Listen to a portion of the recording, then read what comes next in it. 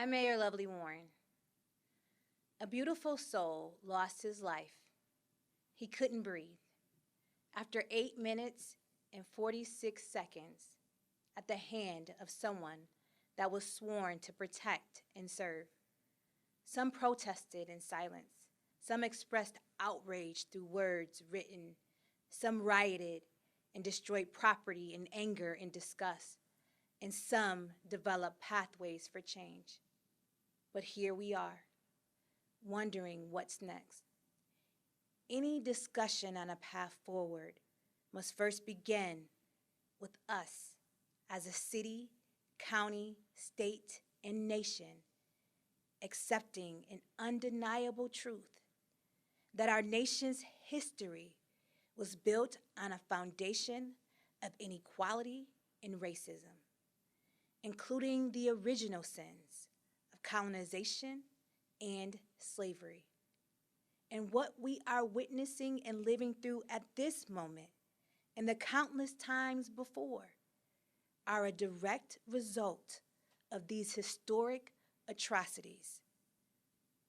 I remember the feeling, the anger, the rage I felt watching Rodney King lying on that ground, screaming, and no help came his way.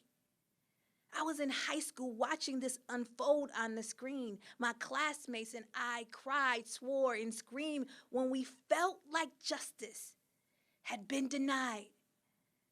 That was my first. But Rodney King wasn't the first, nor Amadou Diallo, nor Eric Gardner, nor Breonna Taylor, nor Christopher Pate. They weren't the first. You see, I don't know the name of the first person, and neither do any of you. But what we all can attest to is that this has been happening in this country for generations. How many lives lost? How many families destroyed? How many is enough? And that is why I became an attorney. That is why I dedicated my life and career to fighting against injustice, racism, and inequality in all of its forms. Now I am calling on our entire community to come together as you did last Sunday, as Joseph C. Wilson, founder of Xerox, and Minister Florence did after the riots of 1964. And let's collectively fight together against systematic and institutional inequities. The structure of our legal, educational, economic, and political systems were designed to keep Black and brown Americans fighting for a pathway to success. You do know what I mean.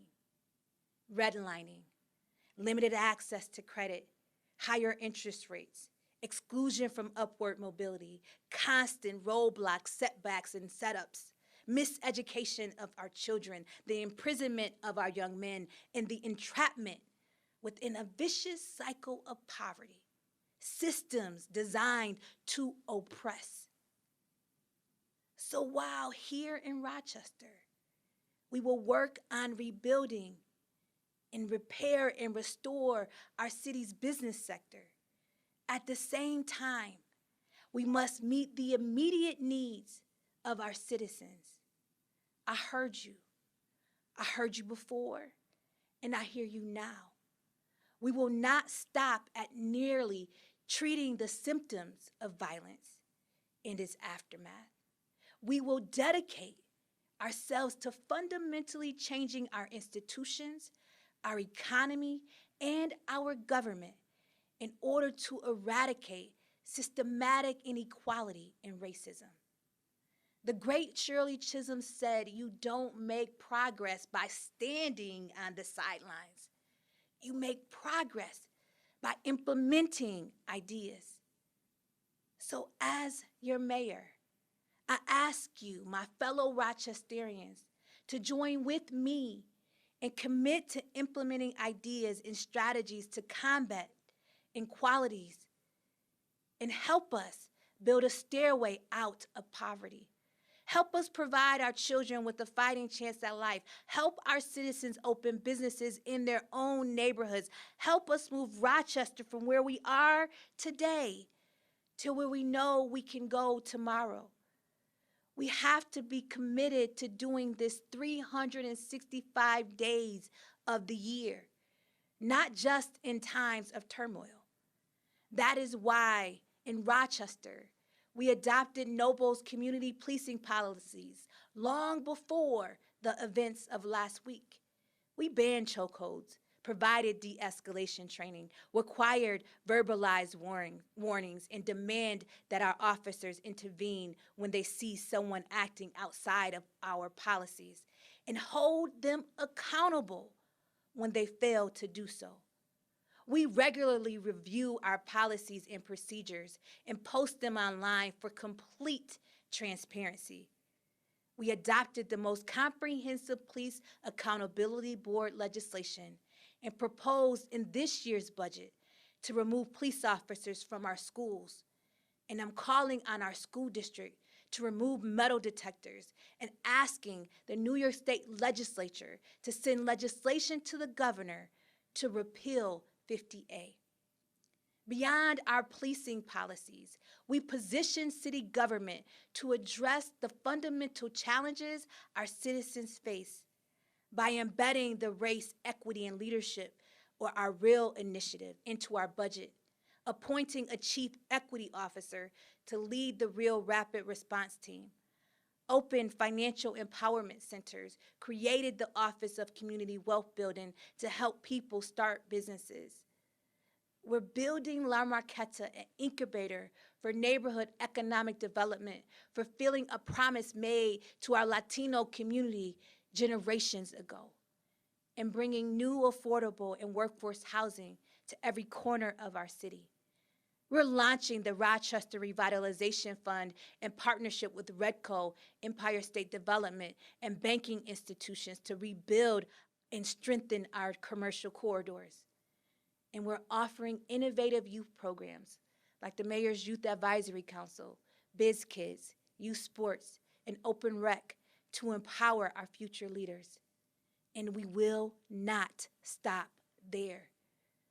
We will continue to work and focus every day on creating a city where we eradicate systematic and institutionalized racism in its entirety. And we intend to do this by leading from the front. That is why we have the most diverse and progressive city hall this community has ever seen. But let me be clear. Our problem didn't start when George Floyd died. It didn't start in 1964. So the work will not be done in a month or a year, or maybe not even in a decade. This is lifetime work. The work that I will have to do, that my daughter will have to do, that my future grandchildren will have to do. The work that my grandparents did. The goal is to continue to make progress, to normalize equity and opportunity so that all can be uplifted. And we cannot do this alone. It will take every level of government, every elected official. It will take our employers, our schools, our houses of worship, our media. Most importantly, it will take each and every one of you. Look into your hearts. Examine your strengths, biases, and flaws. Let us collectively commit to change. Any good government is only as good as the people it governs. I am determined and dedicated to doing the work necessary within myself and within our city to work towards a more equitable society. I ask that you join me. If you are an employer like Joseph C. Wilson, examine your organization. Do you have a plan to intentionally lift up others that don't look like you or come from the same background? Will you address the inequities in your organization? If you are an educator, do you truly understand how your students learn or the trauma they may face? Are you recognizing the biases you may be bringing into your classroom? If you are a parent, what role do you play in your child's ability to be successful? Have you created the right environment at home for your child to thrive in school? Or is school their safe haven? As a citizen and fellow human being, ask yourself, what can you do to help? Are you acting with disdain or with compassion? And members of our faith community, what does Sunday morning look like to you? Will you make connections to other faith organizations to share, build, and learn from one another? I want us to realize the answer to those questions lies in each of us. We have the power to change, the power to make different choices. But if you need help figuring out what and how you can play a role in uplifting Rochester, please contact us at cityofrochester.gov/real. We're here to help, not just to have the conversation about change, but to implement change in our businesses, classrooms, and community. I believe in the power of us, in each of us as Rochesterians. I believe in the potential of our great city and our nation to change. I know with God's grace in our hearts, we will prevail because greater is He that is within us than he that is in the world. Be well.